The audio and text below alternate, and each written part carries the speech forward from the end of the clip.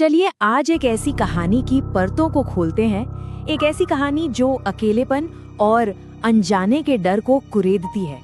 ये कहानी रात के घने अंधेरे में छिपे खौफ को बिल्कुल सामने ले आती है। तो फिर देखते हैं कि उस सुनसान सड़क पर आखिर क्या इंतजार कर रहा था। कहानी की शुरुआत रात के ठीक 2 बजे से होती है। सोचिए, ये वो वक्त है जब रात अपने सबसे गहरे, सबसे काले दौर में होती है।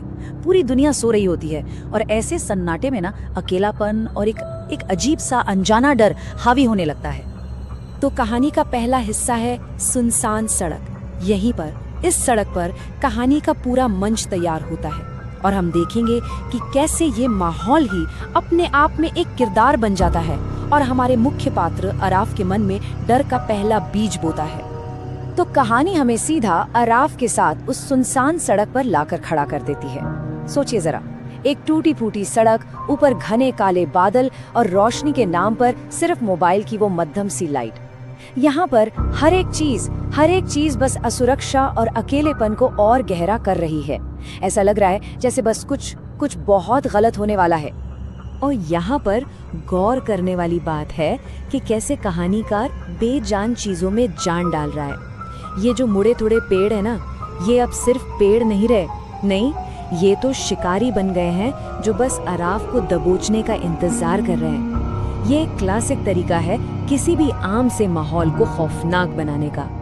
और फिर आता है ये शब्द अचानक।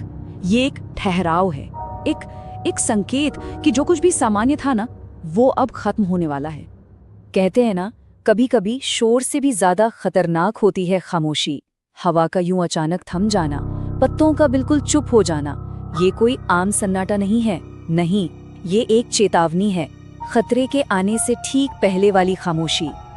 तो अब आता है दूसरा हिस्सा, एक अनजानी परछाई। देखिए, अब तक डर सिर्फ एक एहसास था, एक फीलिंग, पर अब डर का एक चेहरा होगा।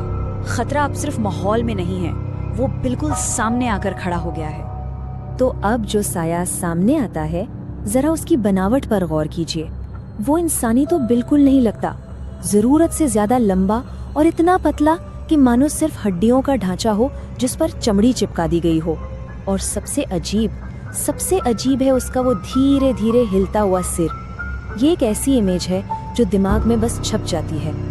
और ये डर की सबसे स्वाभाविक प्रतिक्रिया होती है ना, शरीर का सुन्न पड़ जाना, जम जाना। अराफ भागना तो चाहता है, पर उसका शरीर उसका साथ ही नहीं दे रहा। वो उस खतरे के सामने बिल्कुल लाचार है। उस साये के पहले शब्द कोई धमकी नहीं है, ये एक अजीब सा नियम है, पीछे मत देखना। ये एक मनोवैज्ञानिक खेल है। क्यों पीछे देखने को मना क्यों किया जा रहा है? आखिर पीछे है क्या? यही सवाल तो डर को कई गुना बढ़ा देता है। यहाँ पर दोनों के बीच का टकराव साफ दिखता है। अराफ बेचारा जवाब चाहता है कि कौन हो तुम, क्या चाहिए? लेकिन वो साया, वो कोई जवाब नहीं देता। वो तो बस अपना नियम दोहराता रहता है। और यही चीज दिखाती है कि कंट्रोल पूरी तरह से उसके हाथ में है। और अब आता है तीसरा हिस्सा, खौफनाक सामना। अब तक का जितना भी तनाव था ना, वो सब बस इसी एक पल के लिए बन रहा था। अब वो राज खुलेगा जो अंधेरे में छिपा है। डर अपने चरम पर पहुंचने वाला है। और बस इतना ही काफी था। मोबाइल की फ्लैशलाइट सिर्फ 1 सेकंड के लिए टिमटिमाई। एक छोटी सी गलती और अंधेरे में छिपा राज अब सामने आने वाला है। तो सवाल ये है कि उसका चेहरा कैसा दिखा होगा। इस सवाल के साथ एक पल का ठहराव आता है ना? मन में सोचने लगते हैं कि उस अंधेरे में छिपे साये का चेहरा आखिर कितना भयानक हो सकता है। और जवाब हमारी सोच से भी कहीं ज्यादा भयानक है। कोई आंखें नहीं, कोई नाक नहीं, सिर्फ एक बहुत बड़ी काली मुस्कान जो एक कान से दूसरे कान तक फैली हुई है। सच है, कभी कभी सबसे डरावनी चीज वो होती है जिसकी हम कल्पना तक नहीं कर पाते।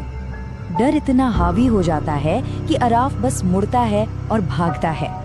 लेकिन भागते हुए वो वही एक गलती कर बैठता है, वही गलती जिसके लिए उसे बार बार मना किया गया था। वो पीछे मुड़कर देख लेता है। और यहीं पर कहानी का सबसे बड़ा, सबसे खौफनाक सच सामने आता है। खतरा सामने था ही नहीं, खतरा तो हमेशा से पीछे था। वो पहला साया, वो तो सिर्फ ध्यान भटकाने के लिए था। असली जाल तो पीछे बिछा था। अब भागने की कोई जगह नहीं बची है।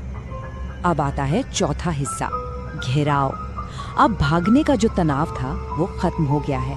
उसकी जगह ले ली है एक गहरे ठंडे खौफ ने, क्योंकि अब हमें पता चलेगा कि इन सायों का असली मकसद आखिर है क्या।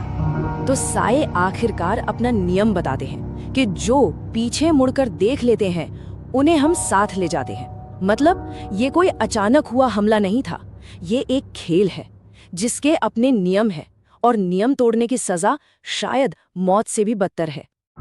ये अराफ के आखिरी पल हैं। सबसे पहले उसका फोन जमीन पर गिरता है और रोशनी खत्म। फिर चारों तरफ घना अंधेरा छा जाता है और आखिर में सिर्फ कदमों की वो आवाज है जो धीरे धीरे नजदीक आ रही है, टक टक टक। और यही है उनका असली मकसद। आखिरी बात जो अराफ ने सुनी वो थी, हमें हर रात नए मुसाफिर चाहिए। मतलब अरास कोई खास नहीं था, वो तो बस एक और मुसाफिर था, एक और शिकार। ये एक ऐसा सिलसिला है जो कभी खत्म नहीं होता। इनकी भूख हर रात एक नए शिकार की मांग करती है। और अब आती है सुबह की खामोशी। रात का वो खौफ तो गुजर गया, लेकिन उसकी जगह अब एक बेचैन कर देने वाले सन्नाटे ने और एक अनसुलझे सवाल ने ले ली है। अगली सुबह होती है। रात का खौफ तो खत्म हो चुका है, लेकिन उसका एक सबूत अब भी बाकी है।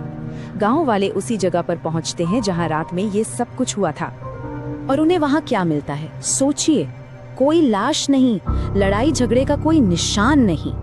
ऐसा लगता है जैसे अराफ वहां कभी था ही नहीं, सिवाय एक चीज के, उसका मोबाइल फोन, उसके वहां होने का इकलौता सबूत। और कहानी हमें इसी एक सवाल के साथ छोड़ जाती है कि उसकी स्क्रीन पर क्या रिकॉर्ड हुआ होगा। क्या उस फोन ने अराफ के आखिरी खौफनाक पलों को कैद कर लिया? क्या उसने उस चेहरे को रिकॉर्ड किया जिसकी सिर्फ एक मुस्कान थी? ये सवाल डर को कहानी खत्म होने के बाद भी जिंदा रखता है। और शायद यही इस कहानी का असली मकसद है।